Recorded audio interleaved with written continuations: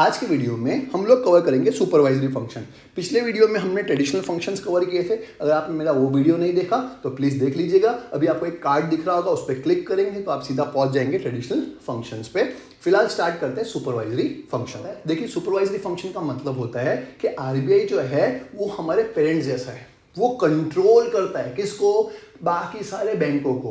That is वो जो policies बनाता है वो साथ में ये भी देखता है कि सारे बैंक जो हैं वो पॉलिसीज को एक्सेप्ट कर रहे हैं कि नहीं कर रहे, एडॉप्ट कर रहे हैं कि नहीं कर रहे, और इम्प्लीमेंट कर रहे हैं कि नहीं कर रहे। मतलब सिर्फ पॉलिसी बनाना काम उसका नहीं है, ये भी देखना कि सारे कमर्शियल बैंक उस पॉलिसी को फॉलो करे। वो काम भी किसका है?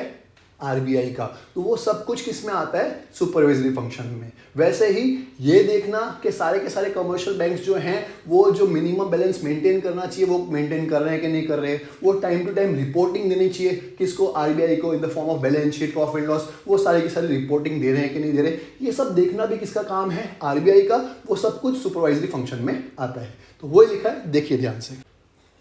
Apart from central banking functions, the Reserve Bank is also entrusted with the responsibility of performing certain supervisory functions in the interest of promoting banking in India. मैंने अभी आपको बताया कि ट्रेडिशनल फंक्शन के अलावा कुछ और फंक्शंस भी परफॉर्म करने पड़ते हैं किसको? आरबीआई को, जिसको हम लोग सुपरवाइजरी फंक्शंस बोलते हैं, जिसमें आता है कौन से बैंक को लाइसेंस देना है, किसको नहीं देना, जो लाइसेंसिंग पॉलिसीज हैं वो बैंक्स फॉलो कर रही है कि नहीं कर रही, अप्रूवल ऑफ कैपिटल, कितना कैपिटल होना चाहिए उसका अप्रूवल देना, रिजर्व्स एंड सरप्लस कितना मेंटेन करना चाहिए वो मेंटेन हो रही है कि नहीं हो रही, ये सब चेक करना। ये सब किस में आता है? सुपरवाइजरी फंक्शन में। तो वो लिखा हुआ है, this relate to the licensing and establishment of banks, approval of capital, reserves and liquid assets of bank, branch expansion policy, management and method of working, control over amalgamation and liquidation, inspection of banks, submission of periodical returns, audit statement of accounts, provision of deposit insurance, etc.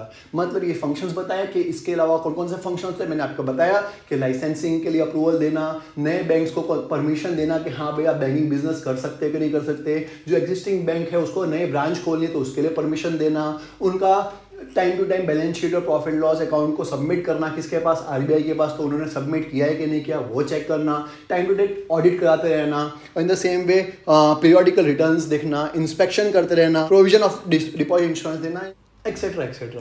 तो ये सब आता है supervisory function में। मुझे उम्मीद है आपको सुपरवाइजरी फंक्शन भी समझ में आए होंगे। बहुत छोटा सा वीडियो था, लेकिन पार्ट्स में डिवाइड करने का मोटिव ये था ताकि आप लोग इजीली समझ सके और एक ही वीडियो बहुत लंबा ना हो जाए।